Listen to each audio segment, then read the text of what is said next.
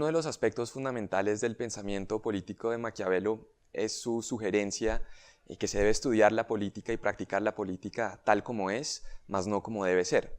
En el capítulo 15 del Príncipe, él tiene una famosa referencia, un ataque a lo que llaman las repúblicas imaginarias, que tradicionalmente se ha interpretado como una referencia a la República de Platón o a la Ciudad de Dios de San Agustín. Entonces Maquiavelo sugiere que en vez de mirar la política como lo puede hacer Sócrates en el primer libro de la República, por ejemplo, cuando está determinando si el hombre sabio debe gobernar a los otros, lo debe gobernar por su propio beneficio, por el beneficio de los gobernados, Maquiavelo sugiere que hay que mirar la política tal como es.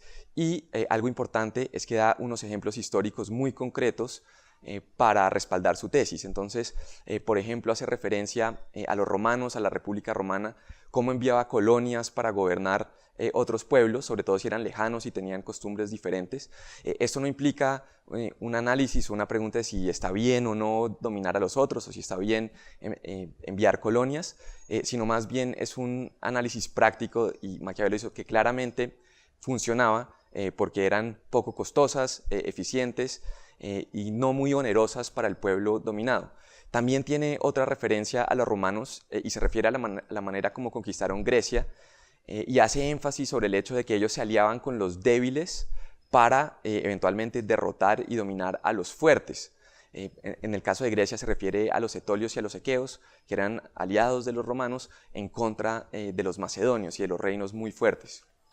Entonces, Maquiavelo está refiriéndose a ejemplos históricos concretos y volviendo al capítulo 15, él dice que el gobernante tiene que aprender a no ser bueno. Está bien ser bueno en el sentido cristiano o platónico de la palabra si uno piensa en Sócrates, en ese primer libro de la República, pero Maquiavelo dice claramente que si un gobernante únicamente es bueno en ese sentido tradicional de la virtud, en el sentido cristiano, entonces necesariamente va a terminar en la ruina. Y él dice de una manera realmente revolucionaria para el siglo XVI, cuando escribe y publica El Príncipe, que el gobernante tiene que aprender a no ser bueno.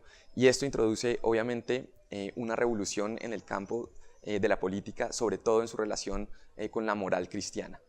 Otro aspecto fundamental del proyecto político de Maquiavelo es su intento por cambiar la noción de sus lectores de la virtud. Según el concepto cristiano, las virtudes incluyen la justicia, la caridad, la humildad, pero Maquiavelo quiere rechazar esta noción e introducir una nueva idea de la virtud basada en el sentido clásico de la palabra. En latín, virtud es virtus, en la raíz de la palabra está vir, que es hombre, virtus es hombría. Esto implica valentía en la guerra, el buen desempeño bélico, la acción política, la habilidad oratoria. Maquiavelo, por su parte, quiere rescatar esta visión de la virtud de la antigüedad e introducirla, y para eso utiliza sobre todo los ejemplos de grandes hombres de la antigüedad. Para él los máximos ejemplos son personas como Rómulo, Teseo, Ciro el Grande y Moisés. Para Maquiavelo son especialmente admirables porque han fundado nuevos órdenes políticos empezando de cero y de suma importancia como Atenas, Roma o el Imperio Persa, y en ese sentido también, por supuesto, llama mucho la atención que Maquiavelo incluya a Moisés como profeta armado dentro de este grupo. Entonces, el intento de Maquiavelo por cambiar el significado de virtud y pasar de la visión cristiana de nuevo a una visión clásica, latina, implica parte de su intento por fundar una nueva ciencia política que mira la acción política como es y no como debe ser.